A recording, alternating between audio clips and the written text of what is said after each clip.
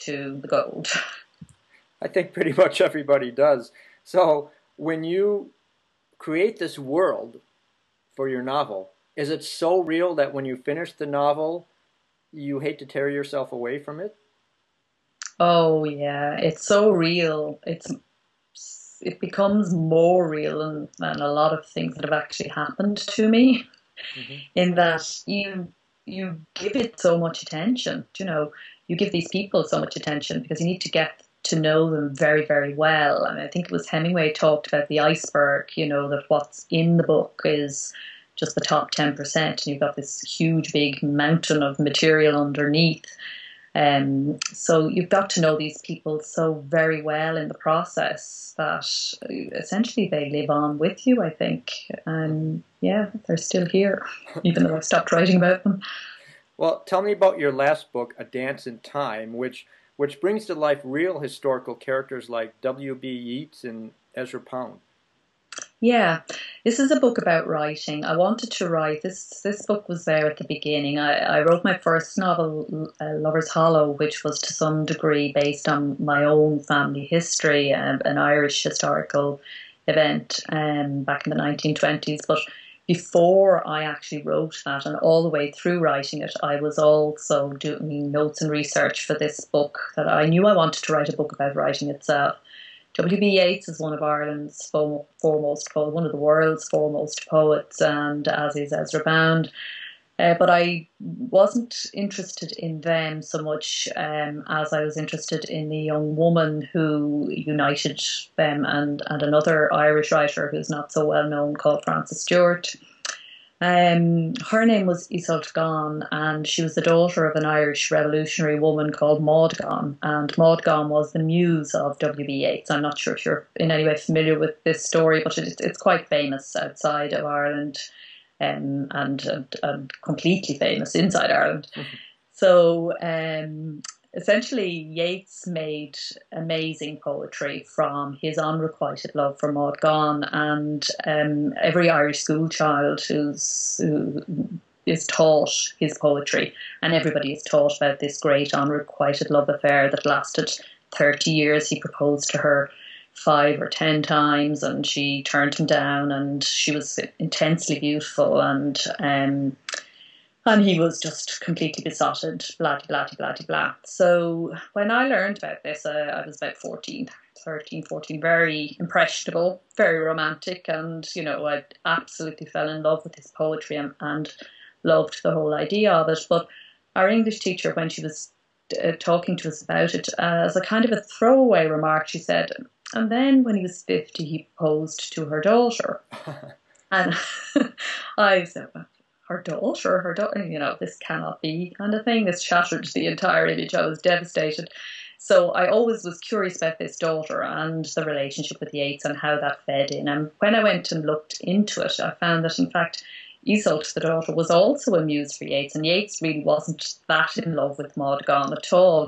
What he was in love with was love itself, really, and himself, other people might say. But so I was terribly interested in her as a character because she was a very gifted writer who didn't manage to fulfil her potential, and I felt that a lot of the reason for that was her relationship with her own mother, and she was an illegitimate daughter at a time where people didn't talk about that sort of thing. And Maud Gonne was a revolutionary, and she kept her very hidden and very in the background, referred to her as her niece or her cousin or whatever.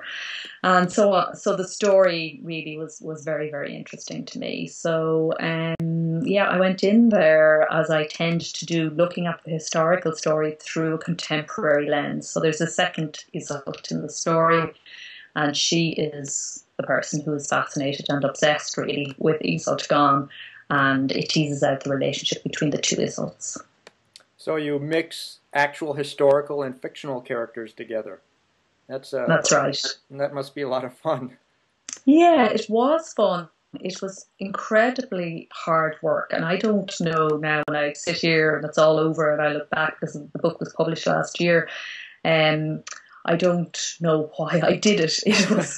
in that way, because every word that's spoken, every piece of dialogue that's given to any of the characters is actually has a real life reference. It's in a letter, it's in a diary, or it's there somewhere in the historical record. So it took an incredible amount of research. I read all the works of Ezra Pound, all the works of W.B. Yeats, everything that Maud wrote about Ireland, and believe me, she wrote a lot about Ireland, and all Isolt's work as well. So, and then, put it together. Really, it was like putting a jigsaw together. I had all these bits and I had to make them fit and make them sound realistic and tie it in with the front story, which is also a murder mystery, actually, unlikely as it sounds. So, yeah, it was one of those funny projects, but really I see it as a tribute to writing itself, to what writing has been in my life, to the inspiration that I've taken from the works of Yeats, Pound, and so many other people. So there are all sorts of hidden little hints and references to writing throughout the text, which you don't need to know or pick up on to enjoy the book. But if you do, I think it adds another layer, another level. I think that readers will appreciate that authenticity, the fact that you immersed yourself in this world to create this world you did. I mean, if you hadn't done that, it wouldn't speak with such credibility and power. So yeah, that's terrific. Well, let me shift gears again dramatically and ask, how did your priorities shift in 2008 when you were diagnosed with breast cancer?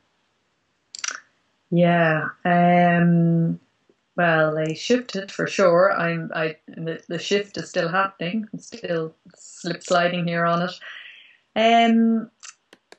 I was a very busy person. I suppose that's the biggest change. I was a very busy person at that time. I was, as well as teaching creativity, my own work, obviously.